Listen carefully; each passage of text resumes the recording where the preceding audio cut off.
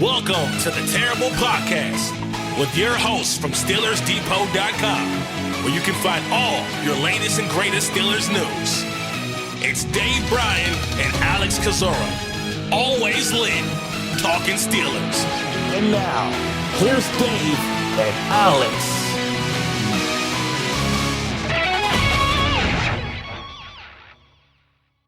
Welcome to the Terrible Podcast, Season 16, Episode 8. He's Dave Bryan. I'm Alex Kozora, SteelersDepot.com. Thanks for being back with us this Sunday, Steelers Nation Day. The Pittsburgh Steelers played their preseason opener Saturday night in Jacksonville, walking away with a 31-25 win. It's Mason Rudolph, Skylar, Thompson, the offense overall shined. So, Dave, Super Bowl, give Pittsburgh the Lombardi. Don't need to see any more, right? We are good to go. Yeah, a lot of huge takeaways from this one. No, look, as far as preseason games go, specifically first preseason games of a season for a team goes, this was a pretty enjoyable one, I thought. Overall, you had the ball get pushed down the field and a lot of scoring in this one. You had a 70-yard field goal in this one. A lot of nice plays by the Steelers, I thought, on offense in the passing game. We talked going into this one, things that we wanted to see and just, as far as operation and kind of a cleanliness and not wasting plays. And I thought the Steelers did a very good job of that. Picked up a little things that we were kind of looking for in this thing on both sides of the football. So, yeah, once again, I think as far as the first preseason game goes, it was enjoyable, and I didn't really lose interest in this thing, and it came down to the last possession as well too. So, where would you like to start with this one?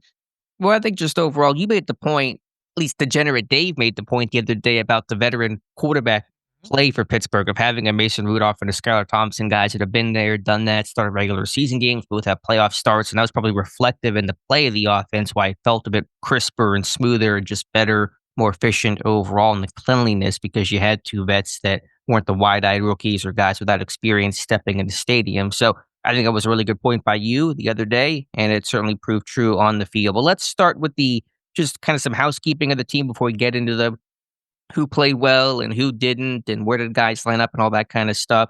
Knew the long list of veterans and established starters who weren't going to play as announced by Mike Tomlin on Thursday. That all held true. Guys like Aaron Rodgers, DK Metcalf, Isaac Seumalo, Jalen Ramsey, the top cornerbacks, Porter, Slade, Deshaun Elliott, Patrick Queen, Hayward, Watt, etc. So that's all standard there. A couple guys with some injuries that did not play. Ones we assumed would not play: Calvin Austin, Corey Trice Jr., Dante Kent, Calvin Anderson. Some others that were more questionable that did not suit up in this game: center Ryan McCollum, who, as we reported Thursday, did not finish practice, left practice very early. He's been battling an injury throughout training camp. Rookie tight end DJ Thomas-Jones, who missed Thursday's practice with an unknown injury, also did not play in this one. What other guys were kind of borderline that did not suit up in this game, Dave? Let's see. What did we think Calvin Anderson was going to at least try to give it a go in this one? No, he hasn't practiced since Friday Night Lights. I don't know what the injury is. I still think it might be oblique, but he was not going to go.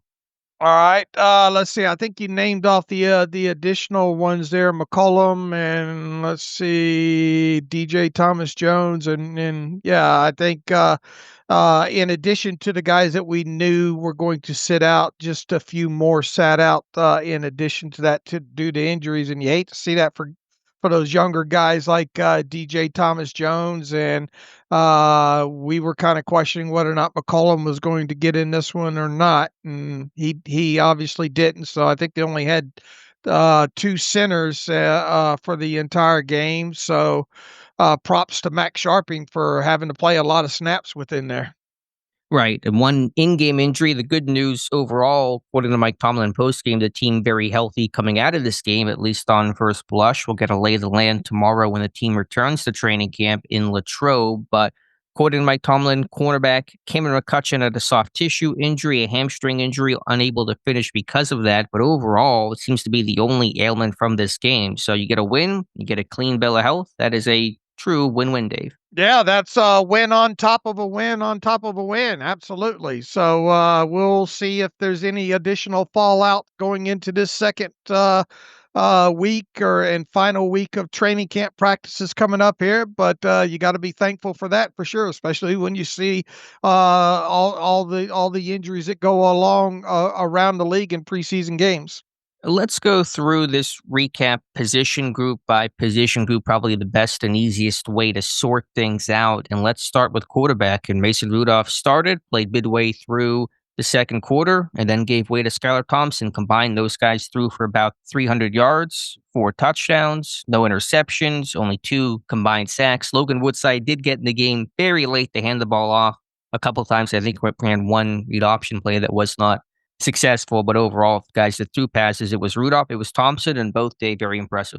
Yeah, and both those guys looked really, really comfortable with what Arthur Smith was calling throughout the night, and especially in the passing game. And the sack on Mason Rudolph seemed to be a coverage sack overall with him. I don't remember. I had to go back and look at the sack on Thompson where he fumbled on that one. I think deep down in the red zone or deeper down in the field there. But both those guys threw the ball fairly well. I think Skylar had maybe 2 that could potentially interceptable. One was a really, really nice play with a guy leaping out there in the flat. It would have taken a really big play for him to come down with that. But both of them, I mean, what more do you want out of Mason Rudolph? 9 of 10 for 84 yards and obviously the 1 touchdown, an opening drive, an opening drive.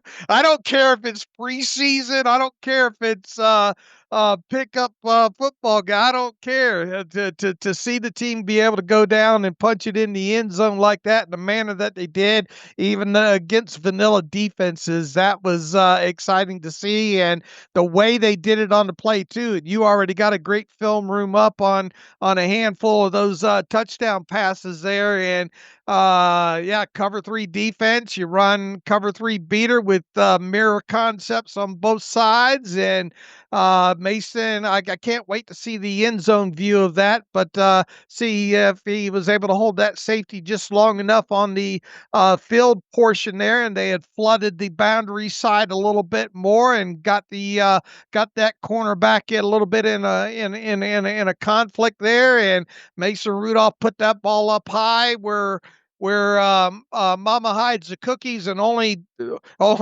Darnell Washington, probably the only player on the field that's going to get up in that, and obviously made the catch into the end zone, dunked it over the crossbar on top of it there. So that was a hell of a way to open up the preseason right there. Really enjoyed that, and both those guys once again. I mean, you open up with getting Roman Wilson the football down the field early in the game. That was nice to see, and I think I have the stat up when it comes to both these quarterbacks.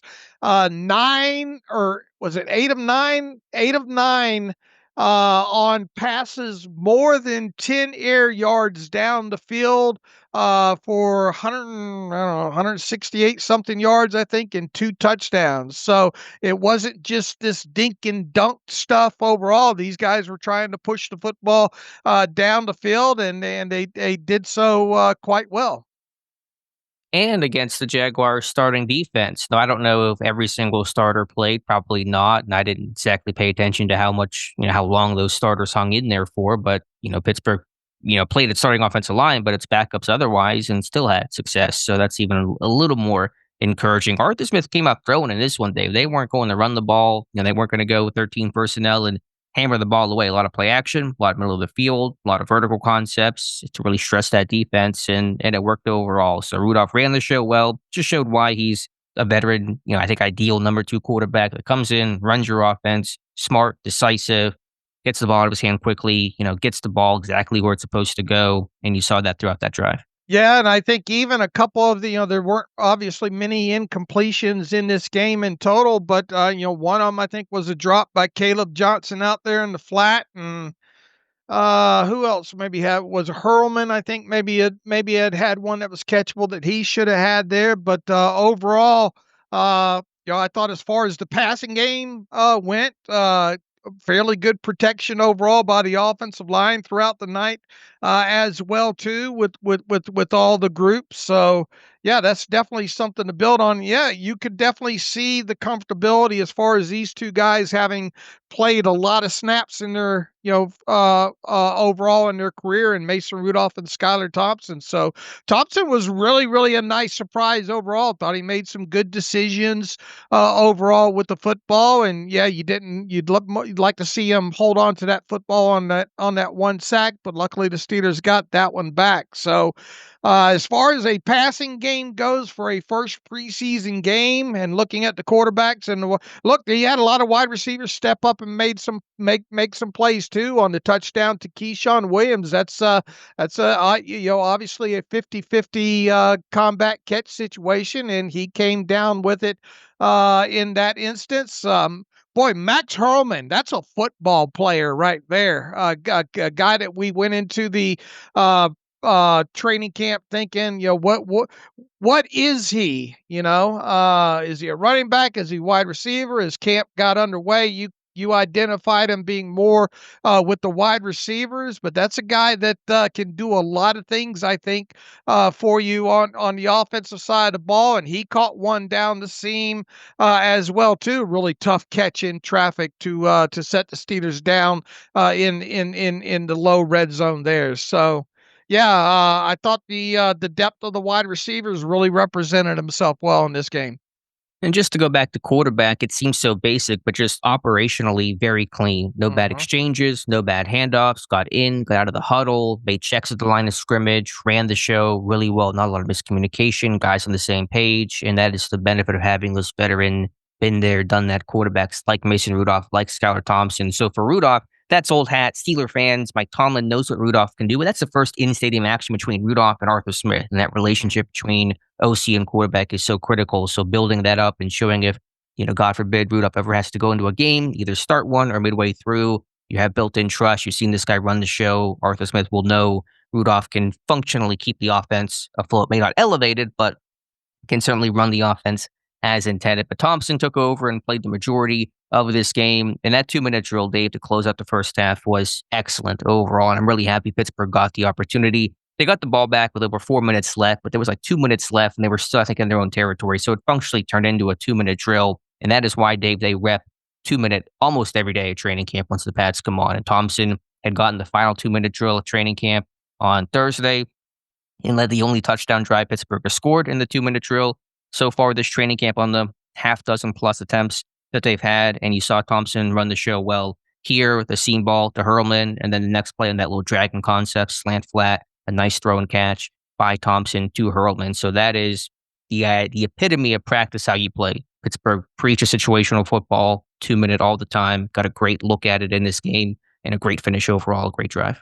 Yeah, what did they end up going on that 85 yards and 11 plays, and just only faced one third down in that one. Let's see, two explosive plays, I think, in that drive as well too, and really efficient overall, and you love to see it. Yeah, they had the ball at their 26 of the 2-minute warning. So even though they got the ball back at their 15 with over 4 minutes left, there was a lot of runs that shoot clock. And then you got in the 2-minute mode, and that's just exactly how you look for it. Throw to Scotty Miller for 22, throw to Hurlman for 26, and the touchdown from Thompson to Hurlman for 3 yards on first and goal to get another score going into halftime. To kind of pivot before we get into the position groups, is there a place on this Steelers team for Skylar Thompson? Will Howard hurt, still in the men? Don't know when his return will be. Tomlin not ruling out sometime before the preseason is over, hopefully getting in there for the final game, but that's probably an optimistic view. Is there a place for Thompson to hang around? It makes it kind of tough. I mean, you're going to have, are you really going to keep 4 quarterbacks? Probably not.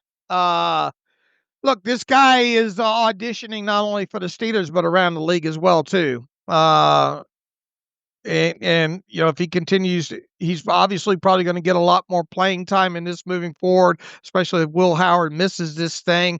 You do kind of wonder, I mean, is Will Howard's hand going to be good enough where he doesn't have to start the season on IR? That would probably be the only way I could see Skylar Thompson on the 53, at least right now. I don't want to. It was a great showing by him, but I don't want to make too much of it too early in the first preseason game goes. But I mean, he's definitely auditioning for around the league kind of stuff, and you do have to wonder if you did waive a guy like Will Howard after not playing any at all in the preseason. I mean, could he fit on somebody else's roster as a developmental number 3 quarterback? And I would think more than likely, yes. Well, only about half the league carries 3 quarterbacks these days, whatever it's worth. But point taken, I think there would be intrigue overall. But I think the IR component of Howard, even though this is not a super long-term injury, could you, in a sense, stash Will Howard? I know the stashing maybe has fallen out of vogue the way it used to 20 years ago, but Logan Lee got stashed last year with a hamstring injury that was not that severe. They were able to carry him. Could Howard be one of those designated to return IR guys that gets put there automatically, one of your 2 free spots during roster cutdowns? Because Howard's rookie year is all about watching and learning. So whether it's on IR, I mean, obviously there's a practice component to it, but I mean, functionally it's watching, learning, observing. So whether that's on IR or as number 3 quarterback, I could kind of see that as one path to try to keep Thompson around. Pittsburgh loves having experienced quarterback depth on its depth chart, top to bottom. Look at last year, Russ, Fields, and Kyle Allen, who was an established and experienced number 3 quarterback. And even if Howard just is your straight, healed number 3 quarterback, Thompson, the practice squad, if he makes it there, I don't want to go into that whole thing where we'll hear that a million times about a bunch of guys, but you have 17 practice squad spots with the international exemption. You can't have one of those for a 4th quarterback. Looks pretty good in preseason action. Potentially, but let's keep in mind we still get the first game isn't till 4 Sundays from right now. I mean, that's a long time. But this is where we're at right now. This is the conversation other people are going to be having too. Yeah. I'll just kind of wrap this up by with Skylar. It was a great showing by Skylar Thompson for what it was. So you build off of that, and I think he is playing himself for a position somewhere in the NFL, even if it is a number 3 quarterback. I mean, this is a guy that's even played in the postseason as well too, right? Didn't he start? Yes, he started one playoff game with Miami. Right, one playoff game for Miami. So, it's plausible what you're laying out there, but I do caution too that you've got 4 weeks to go, and even Mike Tomlin said he's optimistic and certainly a possibility, even though you look at the calendar and the way these games are all crammed together, whether or not Will Howard will actually take a snap during the preseason there. So and you'd have to think within 4 weeks' time that Will Howard's hand will be healed. We obviously don't know the full extent of the injury, but I think it's plausible, at least as we sit here right now, until we learn more about Will Howard, that he could potentially start the season off on IR, and that would be the easiest way to hold on to the other 3 quarterbacks.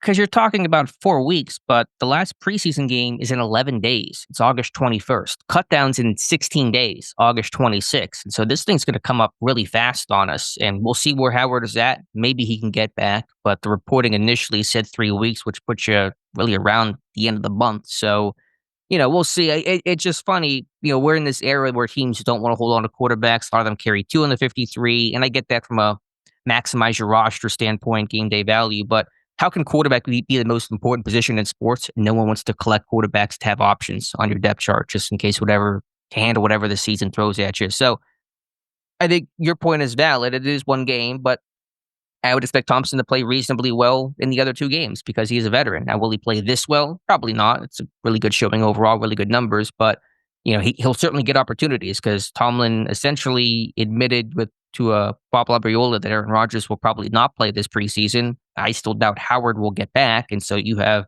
Rudolph and Thompson the rest of the way. I mean, what's the plausibility that a team would trade a 7th round pick for a number 3 quarterback or potentially even a number 2? I mean, he could potentially be a backup in the NFL.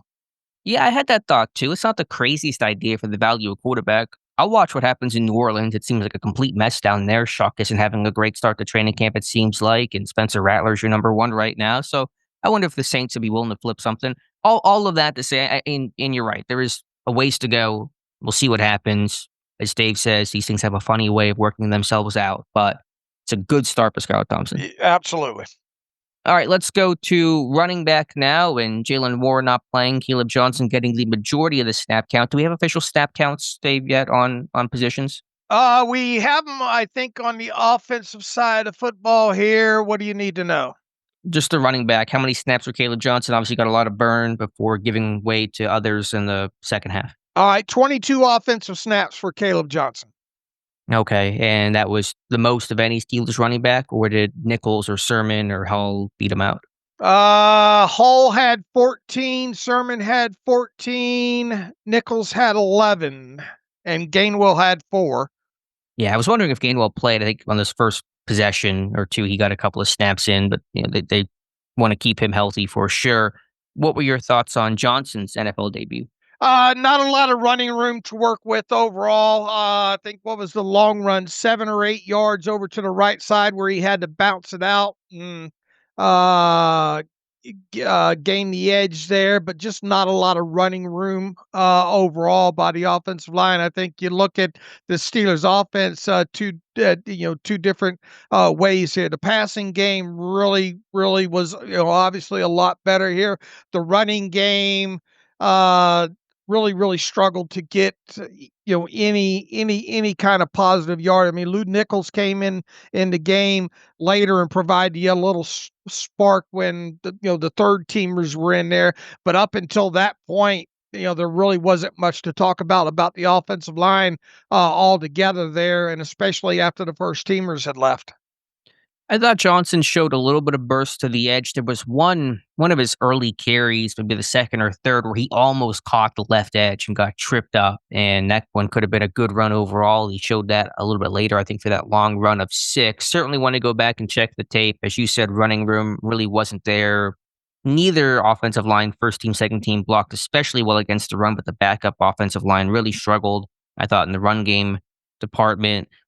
Johnson had to drop and pass as a receiver. And I need to go back and watch this play. I think Chris Hoke made the point. I was wondering myself on that sack that Rudolph took where it was 5-6 seconds in the pocket. Where was the safety valve? Who was leaking out? And I think Hoke said that Johnson was supposed to leak out there. Yeah, he stayed in. He was still helping out there on the edge and never really released until Rudolph was going down.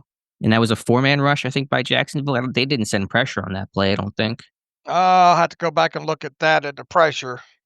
So that's probably an error by Johnson. Not if there is no responsibility. If you chip, then release out. Chip and release, check and release, and then become a receiver for Rudolph. And so those are the things I talked about. The concerns with Johnson as a runner. I think he's talented. I don't think I'm going to have a lot of questions about his ability as a runner. May not have shown that in spades last night, but just overall at Iowa in training camp, the skill set, he could run the ball. Can he pass protect? Can he catch the ball? Yeah, and I don't think we got any real true kind of like blitz pickup or anything like that that I remember in those 22 snaps that he was on the field for to kind of examine there. Now, the all-22 is not out, so we're going to have to look at running lanes and how the blocking actually was when that comes out. Hopefully, by the time we get together on Monday morning, we'll have the all-22 out, can examine what was there and what wasn't there for a guy like Caleb Johnson. But if those struggles continue, and it's just one game, I'm not sounding alarm bells, but it has been the story for Caleb Johnson. Can he pass protect? Can he catch? And there's been some issues there in training camp and now in this game that will be a limiting factor in how much trust they have in him, how much of a role he has in this offense. So it's certainly something to keep an eye on these next 2 games. Yeah. What did they run for as a team here? 66 yards on 25 carries, and Nichols had almost half of those at 31 yards, and he obviously was in the game later. Longest runs of the game, Nichols had the 14-yarder, and Caleb Johnson's longest one was 7 yards. Now, I think if you take out the quarterbacks, it's 23 rushes for, what would that be, 65 yards. So not a whole lot better, All but right. just to reduce the quarterback runs to Woodside run for a loss late in that one. Yeah, Nichols surprised me. He ran well. He ran hard. He's been back end of the depth chart. Some mid camp signing. Was he? Yeah, he was a mid camp signing. So Right. I didn't really have any expectations for him in this game, but I thought he showed some juice late in the contest. But I mean, if you take away the 14-yarder, that leaves them at what, 17 on 5 carries, which still isn't bad average. Yeah, compared to how the team finished overall, and I won't. I'll keep the 14-yarder because it was a good run overall. So I thought Evan Hull had a lot of heart in this one. Cut a bunch of passes short. Had that fumble recovery on the strip sack against Skylar Thompson to keep possession of the football down there in the red zone. Let Pittsburgh come away with 3 points. Sermon had the screen pass for a touchdown, which was wide open. It was a walk-in score, but still touchdown is a touchdown. So did any running back especially impress? Nichols looked good, but I thought there were at least notables on the other guys too. We're definitely something to watch moving forward here with the running game. The rest of the preseason games here. Tight end, big Darnell Washington, Mount Washington, really carrying over that training camp performance where he's shown plays literally just like that. Downhill, build up type runner, the hands, the 19-yard catch down the seam from Mason Rudolph for Pittsburgh's first points of the preseason. That was certainly one of the highlights of the game. Yeah, 11 offensive snaps for Darnell. Thought some good blocking effort on a couple of the runs, and as you mentioned there, boy, I mean, as we did at the top of the show there, the route and the concept and the way Mason put that ball on him, you obviously expect him to catch that, and he did. Any other notables at tight end in this one? You were basically down to 2 guys once Washington exited. You had Hayward and Galbraith because Thomas Jones did not play. Of course, Frymouth and Johnny Smith didn't dress in this one. I was hoping for a little bit more out of Galbraith. Had just the 1 target, a catch for 6 yards. We'll have to check the tape on that one, but ball didn't come his way a whole lot. Yeah, 40 snaps for him on offense overall. I tell you, I didn't have a lot of eyes on him as far as the blocking goes when I went back through the TV tape. I did watch, keep my eye a little bit on Connor Hayward there. There was a lot of the blocking not great with Connor Hayward. Yeah. Yeah, I mean, it's not his forte, obviously, not the inline guy. I didn't feel like anyone's blocking was very good in the run game in this one. I'm trying to think who else. I think they brought an extra lineman out for a player to, if I remember correctly. Dylan Cook reported eligible a couple Yeah, times. that was the one I was thinking of right there. So, Nestor, I mean, are we ready to move into it? Because there's really not a lot to talk about at the tight end position other than the Darnell Washington play. Yeah, I was going to finish out skill guys with the receivers, but if you want to go offensive line, we can go there. We can go wide receivers. I mean, I thought overall, I mean, that was for a team that we talk about, man, how's the depth as far as this wide receiver unit goes? And you obviously didn't have DK Metcalf or Calvin Austin III in this one, but I mean, you get a nice catch from Roman Wilson involved in the middle of the field right out of the gate, and Keyshawn Williams. We already talked about the contested catch that he made in that game. You had later, I think, in the second half there, Rock Taylor getting involved with a couple of catches. I thought the effort by the wide receivers blocking out on the edge, even on the wide open touchdown screen to Sermon. You see, I think that was Sermon out there on the edge blocking on that one. Who was on the Sermon touchdown? Yeah, was that? But who was blocking? You said Sermon. Sermon. I mean, Rock Taylor, I think. Okay. I think that was it was either him or McCutcheon, I think, out on the edge there. I have to go back and look at that, but there was effort in both the running game in my notes here and the passing game with the wide receivers blocking. Yeah, I mean, obviously, as receivers, Keyshawn Williams, a great 50-50 ball, and his hands in training camp have been inconsistent. He's athletic, he's got speed, he's got burst. He dropped several passes, be it in one-on-ones or team period, but to make that combat catch plays are really good.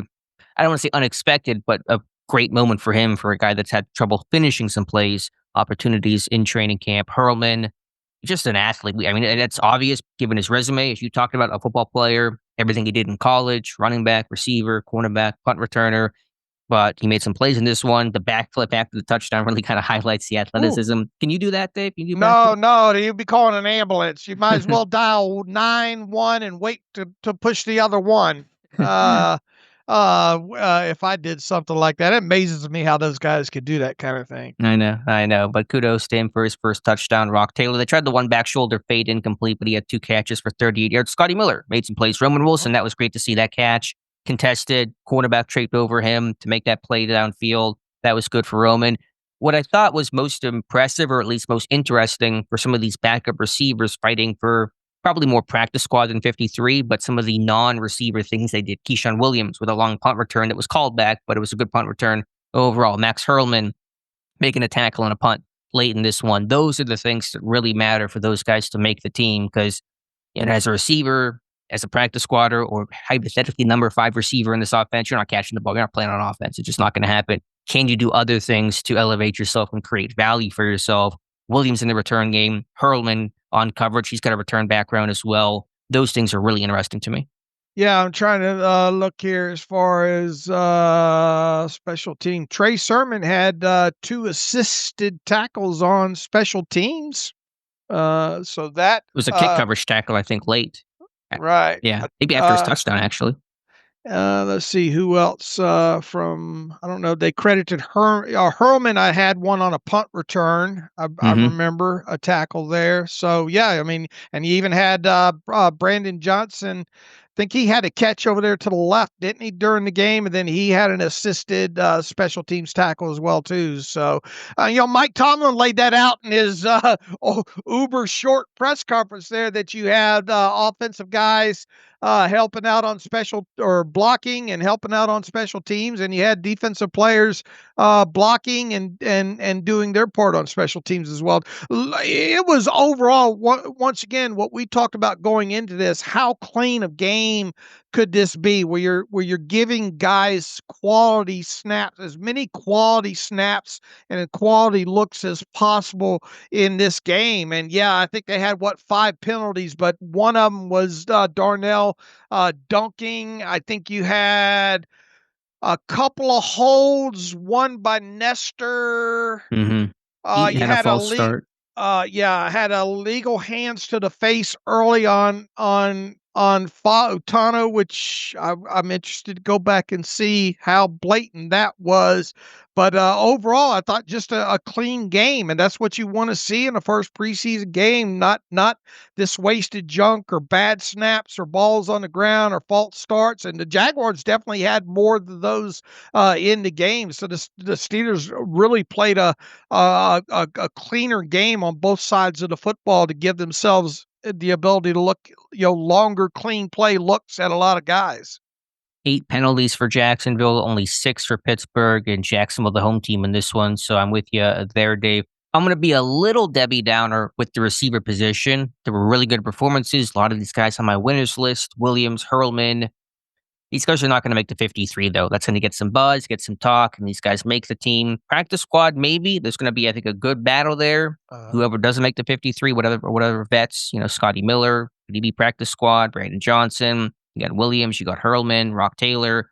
But I'm going to ease up a little bit on trying to shoehorn these guys in the 53 because I just don't see the path there for Williams, for Hurlman. Rock Taylor, maybe, but even then, we're looking much more likely practice squad. Yeah, and you only got to see Roman Wilson play 9 offensive snaps in this one. Ben Skoranek only played 4.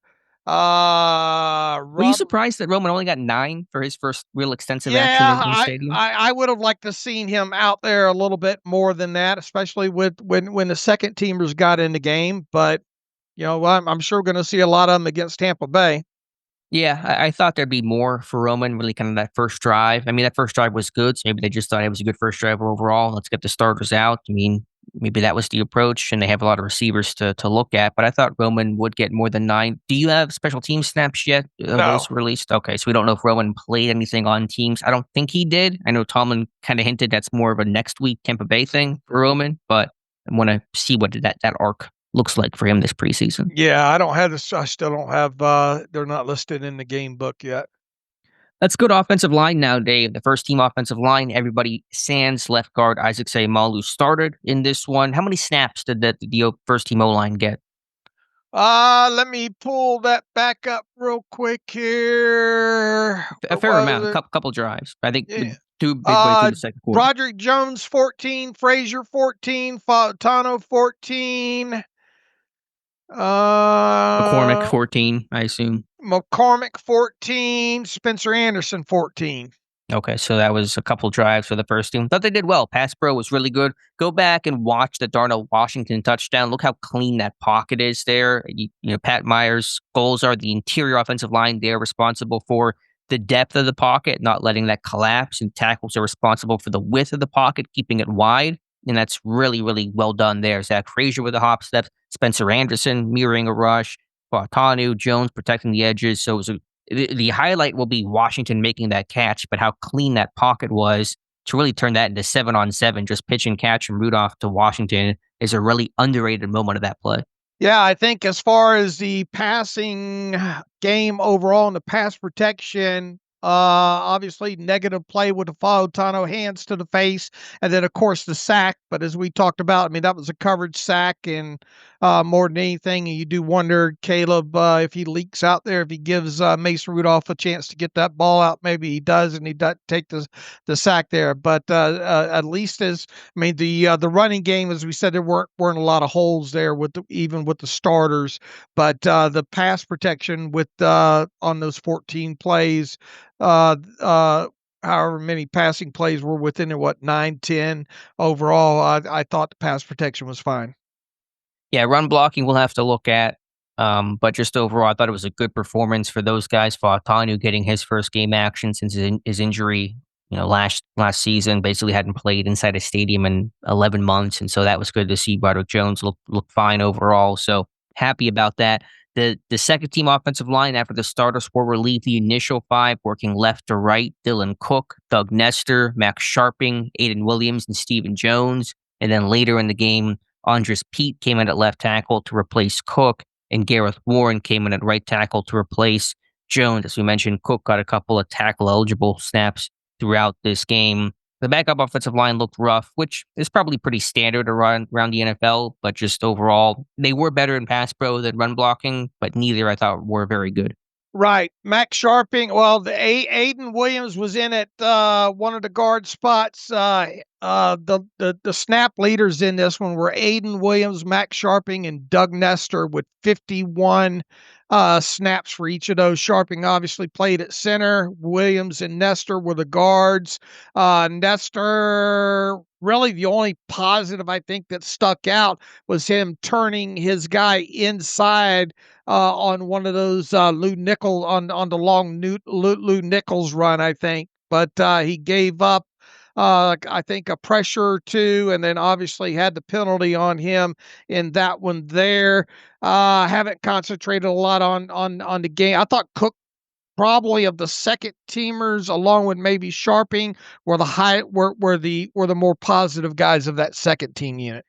Which makes sense. Sharping's a veteran. Cook has been around the block in Steelers camp for a couple seasons now. So we'll certainly have to check the tape on all of that, but nothing really stuck out to me. At least the snaps were clean. So that was good. They were really down. They had limited offensive linemen healthy and available in this game. Nestor and Sharping and Williams played a lot because there really weren't a lot of other options. I guess you could have kicked Jones inside the guard if you really needed to, if there was an injury or something, but Williams, I think, is athletic. He was out in front on Sermon on the screen. There wasn't anyone to block, but at least he showed some athleticism in space, which he's shown in training camp.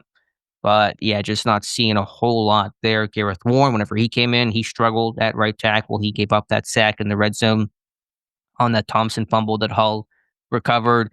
Look at the Thompson touchdown to Keyshawn Williams. It was a misprotection on that one. The Jaguars brought heat, but the one tech came in free. Pittsburgh wasn't blocking inside out, so there was some sort of miscommunication on who was responsible for the D tackle on that play, either Sharping or Aiden Williams. So just overall, not a good showing. And I just goes back to this team probably has to really keep looking for O-line help come cutdowns. Right. Let's see. Stephen Jones played 31 snaps, Cook 31. Warren 24, Andres Pete played 20. Yeah, I'm just, Cook could make it maybe Sharping might hang around. Some of these guys may make the practice squad. Jones can be versatile, so there's some appeal there. But who are your backup offensive linemen? McCullum, hopefully he's healthy and gets back at tackle. I mean, Anderson will be a backup guard, you assume. We'll say Amalu being your starter, but it just looks pretty weak. Yeah, you have to wonder how much more burn. We'll have to obviously hope Calvin Anderson can get in these final 2 games to see him, and maybe a little bit more Andres Pete as well, too. Agreed. So we'll see who's healthy, who's working when the team returns to training camp on Monday. Dave, let's flip over to the defense now. Defensive line, no Cam Hayward in this one, of course, but certainly some notable names to watch. The first-round rookie, Derek Harmon. Keanu Benton played a little bit in this one. What were your impressions on Harmon's debut? I thought there's a couple of plays I want to look. It looked like he had a couple of pressures in this one overall, and I think who was it, him or Wyatt Black that had the push pull in this? So I have to go back and look at that as well too. Look, I thought especially with those guys that started the game, there was a lot of high effort as far as chasing the football and doing those kind of things. There overall as a defensive front, there wasn't a lot of pressure in this one. At all from any of the guys up front. But I thought Harmon overall represented himself well. How many total snaps did he play in this one? Harmon, let me see if I just to give you an idea here. Wyatt Black 9 snaps, Keanu Benton 8 snaps in this one. Logan Lee only played 4 snaps in this one. Who else? How many did Harmon have? 30 snaps in this one. Black only had 9? Mm-hmm. I wonder why that's so low for him. He was playing in the first half. I wonder why he got such limited reps. I know he plays a lot of base end, and maybe they weren't playing a lot of base defense. I'm halfway through my charting right now. Yeah, I certainly have to watch the tape for sure. I mean, I have to really dive into this on Harmon to really get a good feel for his performance. And it's the first game, all those caveats. But I felt pretty underwhelmed for the training camp he's had, the moments he's flashed. It didn't feel like it carried over. He wasn't winning as a pass rusher. I think it was Wyatt Black that was getting those pressures. So I think he had the push-pull that you referenced earlier. Right. And he had a couple of good reps. I thought in a vacuum, Black maybe had a better performance. I don't know if he was facing some of the backup linemen, if Harmon was facing some of the first-team Jaguars offensive lineman, not quite sure how they rotated those things in Jacksonville's plan, but thought Harmon had to keep his eyes up, got washed a little bit, just not really popping and nothing on the stat sheet, no tackles. He was a goose egg across the board. So for a guy that played 30 snaps to not really have any sort of impact on the box score, I thought was a little underwhelming. Was it, I had to look at the all-22. I thought Harmon had at least one pressure up the middle. Was it him or Black that had the pressure up the middle on the interception that Loudermilk was flagged for the roughing? Well, wasn't it? I hadn't gotten to that play. I mean, wasn't Loudermilk getting some of the pressure because he was the one called for roughing? He had beat the block on the left guard, I think, on that play. Yeah, but there was someone coming up the middle in there. Okay. It was either Harmon or Black. That might have been Harmon, but I don't know. He wasn't unblocked or he wasn't free. He was just kind of pushing the pocket. Yeah. He's definitely in the face there. Okay. Whoever that was, with Loudermilk coming off the right edge. Yeah, it might have been Harmon. I'm not sure. I mean, the Bull had a little bit of effectiveness in this one, but I just stopped being able to beat blocks and be a little stouter against the run. Again, I got to go back and watch through this thing for sure. But none of them up front were getting a lot of push in the pass game. Nobody. Yeah, the pass rush overall was really poor. I mean, obviously you didn't have your top guys and Highsmith and Watt and Herbig playing in this one, but I still expected more from the pass rush. You had Harmon, you had Benton, you had Jack Sawyer, who's had a really good training camp. Sawyer maybe flashed a little bit, but he was seeing some running back chips. But the pass rush overall was pretty weak. Uh-huh.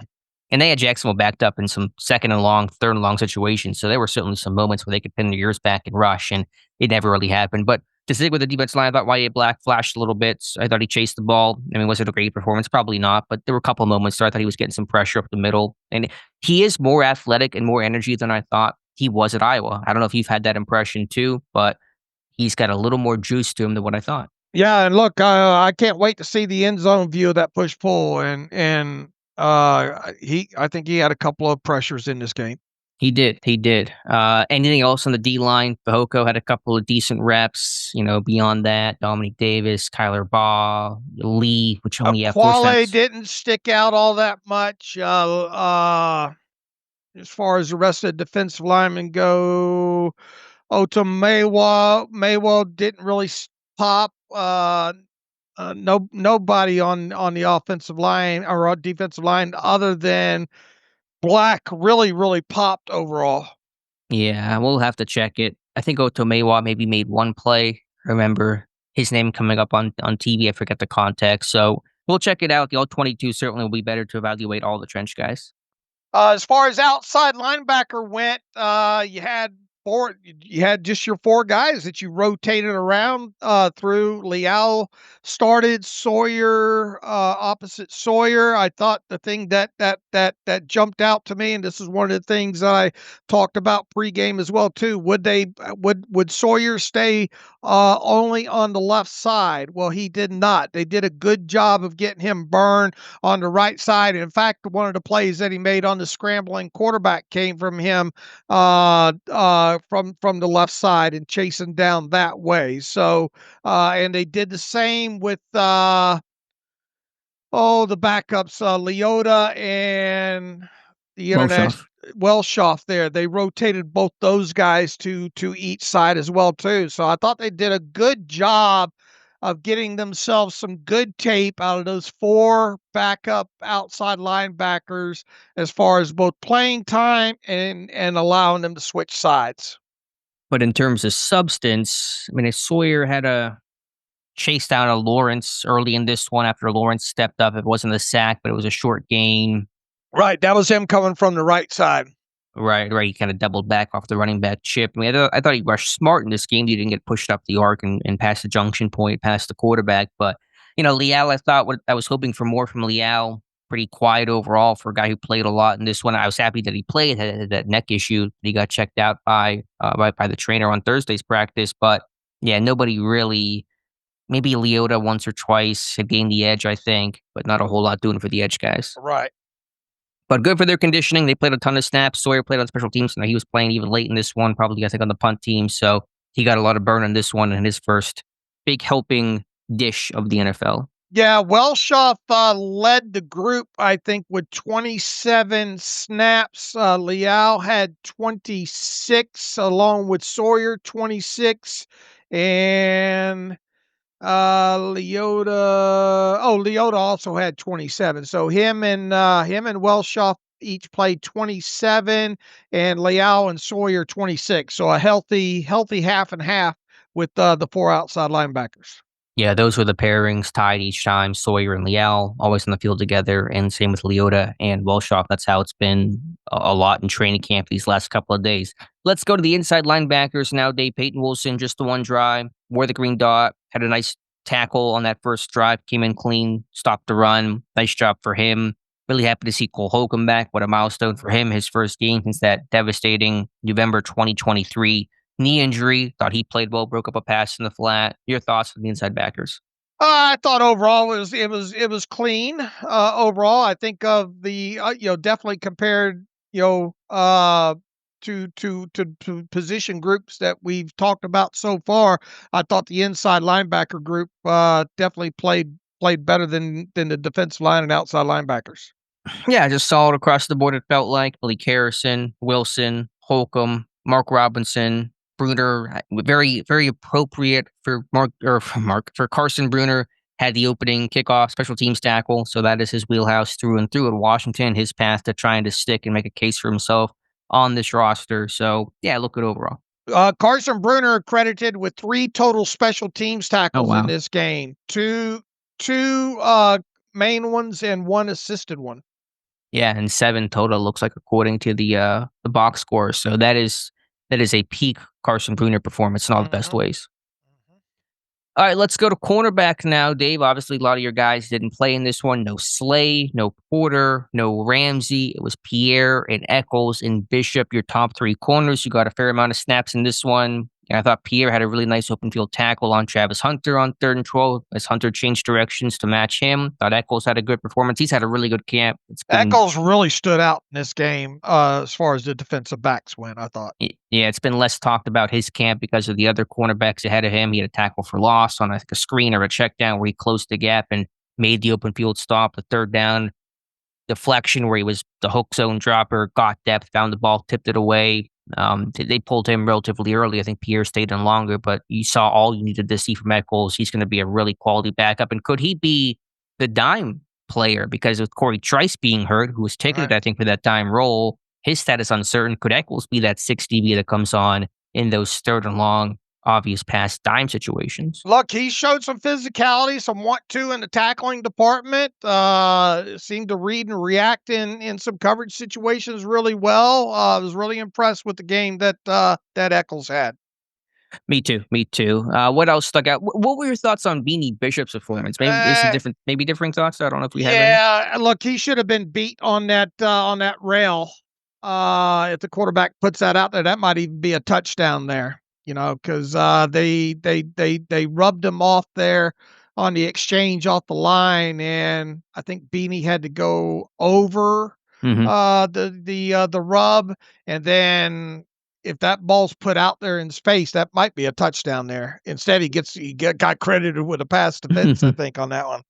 Yeah, credit for finishing the play, and that's all that ultimately, I guess, matters. But I didn't think it was as good as some others made it out to be even earlier. I don't know if he got his hand in there. I think it was more of a drop on a one downfield throw, working left to right.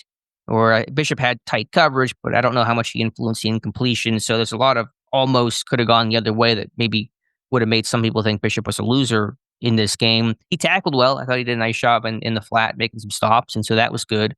But in coverage, I thought he was a little shaky. I think I think most of your missed tackles, there weren't many in this game overall, but I think most of them are going to come from secondary guys. And really, Kyler McMichael in particular had two bad misses late in this game. So that was, led to some pretty good yak for Jacksonville. Big hit early on by Thornhill, clean too. That was the early highlight on the defensive side of football for this team. Oh, yeah, that's textbook legal too, not high, head across, exactly how the NFL wants it in that very now small strike zone the players get. That was maybe the play of the game because that was one heck of a hit. Right. It really nice there. Pierre beat for that slant kind of touchdown there early in the game. Trying to think what else happened in this one in the secondary. McCutcheon had that pick that got taken away by it was a pretty questionable nice penalty. Yeah, that was a nice hands pick there. And he was the guy that came in for Eccles, so it was Pierre and McCutcheon, and he's a big long corner. He's got like 33-inch arms. He's 6'1". He's built the way Pittsburgh likes him. He's gotten a lot of consistent reps. He started out training camp 13 corner. Has gotten a lot of reps with some of the injuries and guys getting days off. So hopefully that hamstring injury is not too severe because if he misses time, that's going to be obviously troublesome for him trying to stick on the practice squad. But I thought he had some reps. I think was he the one called for holding on the punt return? There were the 238s. I think it was McCutcheon, but I'm not sure what the game book said. Wasn't that hold that got called for that or no? I think one game book said McCutcheon, one game book said Hull. I'm not quite sure. I don't remember. Let's see. As far as snaps went, James Pierre 36 defensive snaps. Chuck Clark 33 as far as secondary guys go. Eccles had 27 in this one.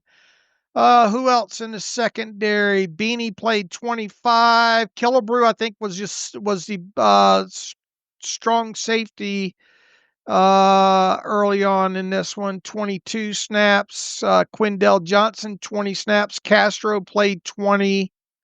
McMichael 17. Deshaun Jameson 15. Porter got in late, 14 snaps. Daryl for those. Daryl Porter 14. Thornhill just played 11 before he was out of there, and I think that's got the defensive backs. And Porter had that final tackle that kept things in bounds to prevent any sort of potential last throw by Jacksonville. So number 39, thank you, Minka, for making the play. saving the Steelers win. By the way, Chuck Clark got the start opposite Juan Thornhill. I wondered if Killebrew or Clark would get it. Killebrew came in second pairing. I think Thornhill got the first drive, and that was it. So then it became Killebrew and Clark the rest of the way. But yeah, Thornhill, he's been aggressive. Like, this dude's physical. He's aggressive. He's not going to be a shrinking violet to the moment. Now, will he play well? Will he get burned? Maybe, but he's going to be aggressive on the football, I think, in every possible instance. Yeah, 33 snaps for the veteran there. For Thornhill? Clark. Oh, for Clark. Okay, yeah, Clark. I gotcha. So that those guys were that first team pairing once Thornhill exited, and then you had Johnson and Castro. I think Castro had a tackle on kick coverage, I want to say, so that was good for him. Right. Let's see, as far as special teams tackles went. Beanie had 1 assist in this game. We already talked about Bruner had 3 total tackles, with one of those being an assist. Castro credited with 1. Harper had 2 total tackles on special teams. Hurlman had the 1 tackle. Trey Sermon had the 2 assists, and Brandon Johnson had an assist. All right, good deal. Yeah, the 3 for Bruner certainly sticks out. I still think practice squad probably going to be his path, but making a good case to make sure he cements that P squad spot up there. Anything on special teams? Not a lot of punting. Usually these are punt fests, and Pittsburgh's offense was so crisp that there were only 3 in total. They were rotating between Johnston and Waitman. Waitman had a big boom. 57-yarder with only 5-yard returns, so it's a 50-plus net. I mean, Johnson punted well, too. He had a 52-yarder to close things out. But, those guys, that could be a real true battle, Dave. Yeah, it could. Obviously, at some point, you want them to punt a little bit more. Yes, but no, because if you're punting, your offense is not staying on the field there. Punt returns. Williams had the nice one. I think it was him that had the one that was called back, and then 2 other ones total 17 yards there. Kick returns, there was a couple of touchbacks, and Sermon had a nice one at 26 yards. Jameson had 3 for 89 yards with a long of 32. Yeah, the return teams did well. Coverage teams be a little bit shaky. I know Jacksonville had a 37-yard kick return, so it'd be a little less than ideal there. Ben Sauls made his field goals, all 4 extra points, including the one. His first NFL kick was from 47 yards, I think, because of the penalty on Darnell Washington. So welcome to the NFL there. Good kick. Made his field goal from 36. But, of course, the big talk here is that Cam Little, and to be honest, Dave, I missed it because I thought it's the end of the half. I'm going to go put my dinner in the microwave really quickly. So I missed the 70-yarder, not thinking it would even be attempted. So that is an NFL record for any situation preseason, not even beating the college record. It's not going to count, obviously, but what a kick by Cam Little. I was just about to hit send. Halftime score 14-6. I almost about pushed the button even before he kicked even after they trotted him. I said, ain't no way. What are you doing here? This is Sebastian Janikowski. He nailed it. I think he got it by another 2 or 3 yards on top of it, the way that thing dropped in over there. Too bad that don't count. It counts, but it don't count. But that guy, and he nailed a 50-something yarder later in the game as well, too. I think they have their kicker over there. Yeah, he kicked for him last year. Is the story this guy can kick like that? Is that the scouting report on him? I don't know. I don't know much about him at all, to be honest with you. But you know about him now. I do now. NFL is about a 70-yard field goal, so kudos to him. Any other impressions from this game day? Pittsburgh again winning 31-25. No, once again, look, you're 8 of 13 on third down, whereas Jacksonville was 3 of 10. The Steelers kept it fairly clean in the penalty department. Once again, I thought a big play in this game was the 3rd and 13 penalty on the Jaguars that kept the Steelers offense on the field, I think, for one of those scoring drives there. Neither team turned the football over, which was obviously huge. All the teams made their field goals. The Steelers, that they were equal in the running game, each had 66 yards apiece, so it wasn't like one team was gashing the other as far as the running game went. But and then the difference, obviously, I think, was the Steelers in the red zone converting. The Tootin touchdown. 8-yard run. You can't let that happen. No, Yeah, he kept pushing and pushing. you gotta get that guy on the ground. I mean, and there were a lot of guys that look like trying to rip for the football and and all like that. But you can't let that guy go an extra 5 yards getting pushed into the end zone there. And I wonder what the coaching point is. What do coaches instruct guys to do in kind of those rugby scrums to just how do you get the guy down? I mean, it's not acceptable, but do you try to go low? Like I was like, go low, try to take out his legs somehow, stop his momentum from going forward. But I wonder what the coaching point is. Yeah. All I know is you can't let the guy go an extra 5 yards and get pushed into the end zone there. Agreed. If you want to nitpick and some negatives from this game, and overall it was a very positive game. I'm very happy with the first preseason outing, offense, defense, and special teams, but no turnovers created, no sacks. It was the 4th and 1 failure to open the second half. Pittsburgh went for it, got stuffed. Pittsburgh has not been good in short yardage. Now the backup offensive line was in, so the starters were gone by that point. So context, but that was one negative moment overall. And then that touchdown Pittsburgh allowed on that push was not ideal. Right. All right, Dave. I think we covered it pretty well for first time through. Yeah, and we got all of our work done fairly fast last night. I got even the charts together. Found a way to use Grok on Twitter to help with compiling some of those charts last night. So I'm pretty proud of myself of that. And now we sit and wait for I'll watch the TV tape all the way through once. I'll get back on that right after we're done, and then we'll sit and wait for the all 22 to drop, and we'll be able to talk a lot more about the offensive and defensive line play overall. Once again, like I said at the top of the show, this was an enjoyable for a preseason game, first one out. It was an enjoyable one to watch. And reporters were so stunned by the performance. There were 0 questions for Mike Tomlin in a post-game presser, which I think is the first time I've ever seen that happen for any coach in any situation in my entire life. They were very short. Tom Mead really had, and this is something that really lets you know that football season's back. Our own Tom Mead is back doing Tom's 10 takes, and he really did a great job on this one. So I invite everybody to go over and read that. Alex has a short video, put up a short video right after the game as far as his thoughts on this. So if you haven't heard that, go over to Alex's YouTube channel.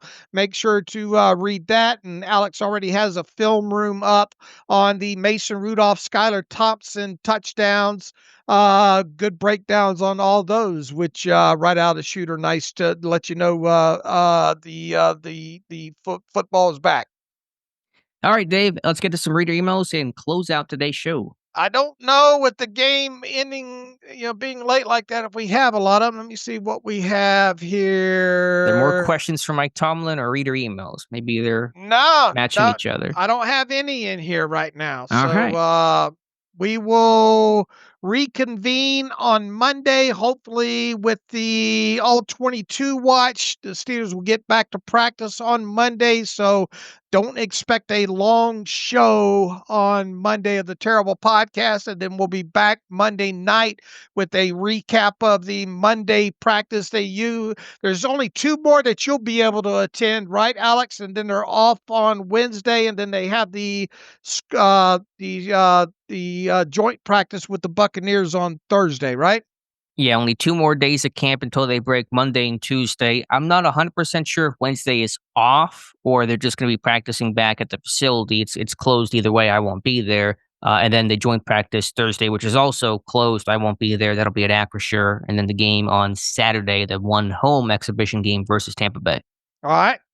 In the meantime, you can follow me on Twitter /X at Steelers Depot. Follow Alex at Alex_Kozora. Follow the show at Terrible Podcast. Email the show, theterriblepodcast@gmail.com. If you like what we do and want to donate, SteelersDepot.com.